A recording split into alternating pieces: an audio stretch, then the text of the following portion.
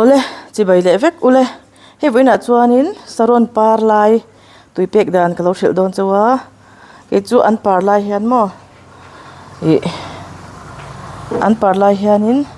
an para hian ka pe ngai lawa ka le ngai lawa ka lo hril don chu ni chu ka pekdan khamo kan lo enang saron parlai ya tui ka pekdan thin kha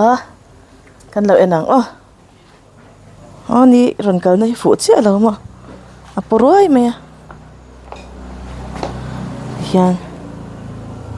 kan ti ang tui kan pe ang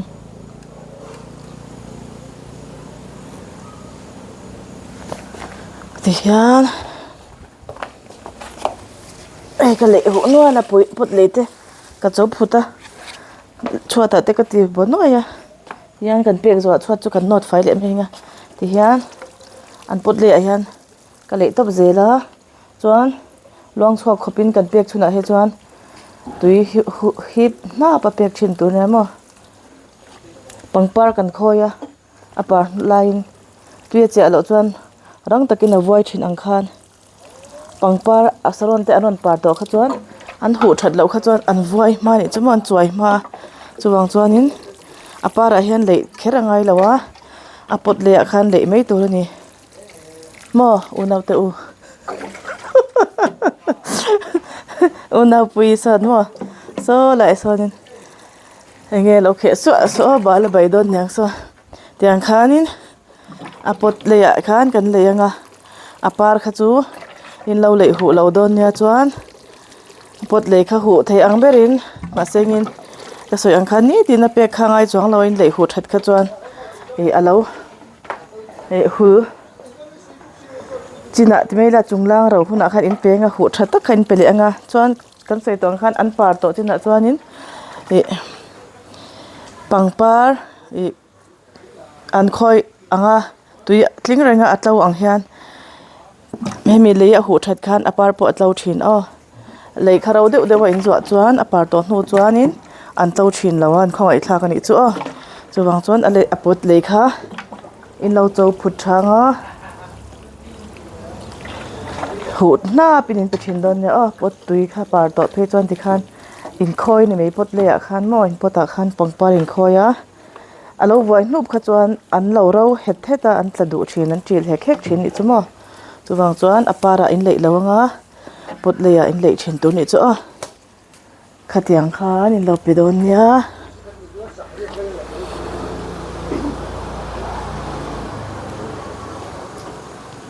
so koi zui me kan in lei koi zui me pot mong hi kan da lem lawa pot mong hi in dei seng lo mo ti khan tlai ni tlak fel ma khan kan in pe thina chuan in pot leite lo khoro lut tuka ni chuanin ka soeng khan an tlo lawa an vuaya an lo tla thin ni chu chuwang chuan in pangpar in saron par tlawin du chuan tui in pe tha anga apar to hnuah phi chuan apot lei kha hnong reng se apar tlo du chuan tinga kan ti ang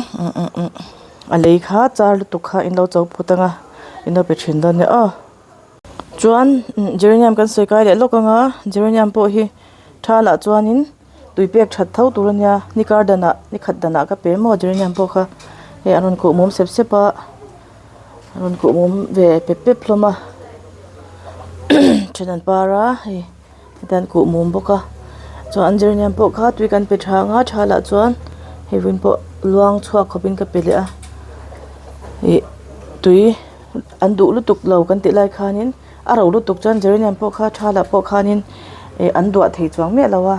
chuwang chuanin ni kardana pek kha atha jeranium kan soi kai le zoi ni chu chuan rose hi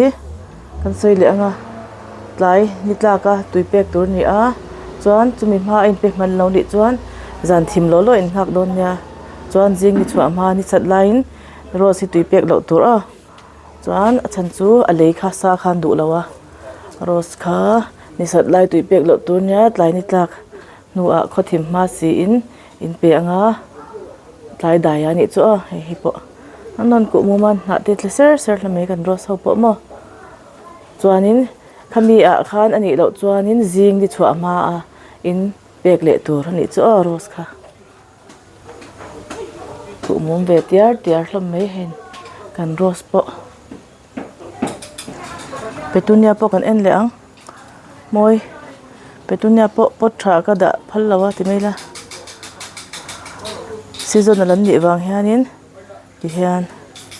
polipota handa a then chu che fer khop mai en tlak vak lawa hilai hi en phunna la rei lawa hei hi double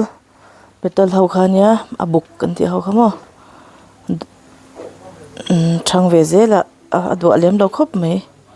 abuk ho hi rose anga omchi khanian moi ve mi ka tia mai petunia kan en gol moi lu tu ka he lo en ver sim ro a ani hi petunia seedling atanga boy puinya mo sal chuak chur boka he lan petunia mun kan siama du chuan chak te hi la nem o la nem petunia chak hi e zo to ni chu ama hian hybrid boka mo hybrid hi la par lo tro mai hoi hinge hybrid ho kha hi mo heng ho ki hybrid ania a hybrid hi a fu chan kanon ti lang le ang petunia hybrid hi common lo vewa kan ti fu chan in nakina nakuma chuan thal chhuat thein chi kanon siamang kan hybrid fu chan kan ron release churang petunia hybrid moi mm foreign ve kan ya mo he ama hi lo en ve rang ro nakina hybrid dan te po kan la kom don nya lo hoi te se alo tin na thuruk nakina kan la komang he petunia he ta saron po nei vul kan la simang thang khani ta ni kan bo in petunia hi christmas a chuan min ti vula hi chuwang chuan nei tel hi a thave sim ka tia an han nei tel ve a he ni chu ni ko ma po moi tekina neya ke chu ka soi ang khan kum hi ka ti to lo petunia hi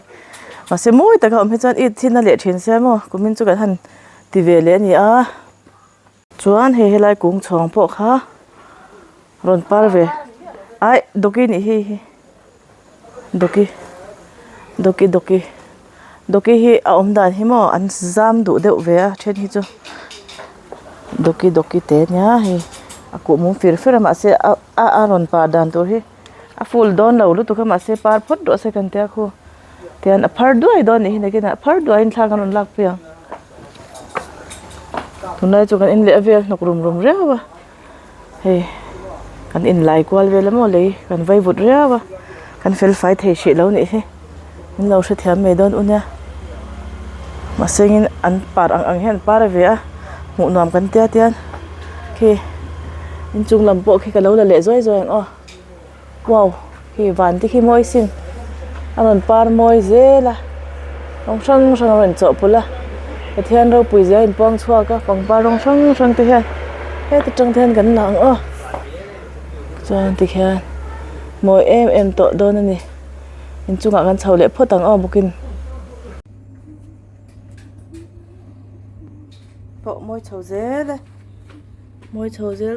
zel queen marble pink dilemma moi